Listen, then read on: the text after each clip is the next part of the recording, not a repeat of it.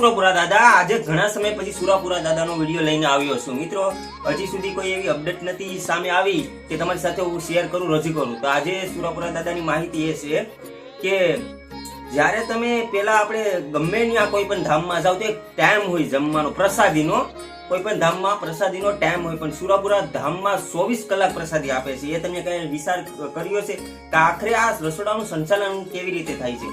તો દાનબા બાપુ કહે છે કે આનું સંચાલન ભગવાન દ્વારા થાય છે, મારા દાદા દ્વારા થાય છે. કેવી રીતે થાય છે દાદા કે મને પણ હજી નથી ખબર, પણ એટલી પબ્લિક દાદા દાનબા બાપુ એવું કહે છે કે એટલી પબ્લિક આવે છે, પણ તમે ક્યારે વિચાર્યું છે કે કંઈકના એટલા લોકોના કામ થયા હશે ત્યારે જ એટલી પબ્લિક આવતી હશે ને? કારણ કે જો કોઈનું કામ ન થતું હોય તો એના 10 જણા પણ ન જાય, અહીં લાખો લોકો આવે છે કે તો એનું કામ થતું હશે, દુઃખ દર્દ દૂર થતા હશે તો જ આવતા હશે ને. ખાલી એટલું જ કહે છે કે તમે એકવાર અહીંયા પ્રસાદી લઈને જાઓ એટલે તમારા મનના વિચાર જેટલા છે ને એટલા બદલશે, તમારા અડધા પાપ તો અહીં ધોવાઈ જશે.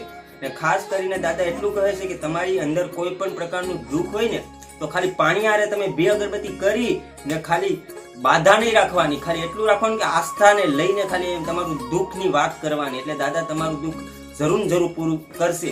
ને થયું પણ છે મિત્રો.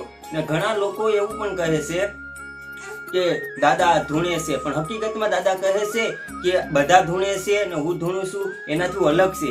ને મિત્રો અત્યારે દાનબા બાપુના નિમિત્તથી લાખો લોકોના કામ થયા છે. ને તમે આ વિડીયો જોશો એટલે તમે દાદાને માનો છો એટલે આ વિડીયો જોશો. તો કમેન્ટમાં સુરાપુરા દાદા જરૂરથી લખી નાખજો, અને જય વીર રાજાજી અને જય વીર તેજાજી દાદા પણ લખી નાખજો. મળશું એક નવા વિડીયો સાથે સુરાપુરા દાદાની વાત સાથે. ત્યાં સુધી જય સુરાપુરા દાદા.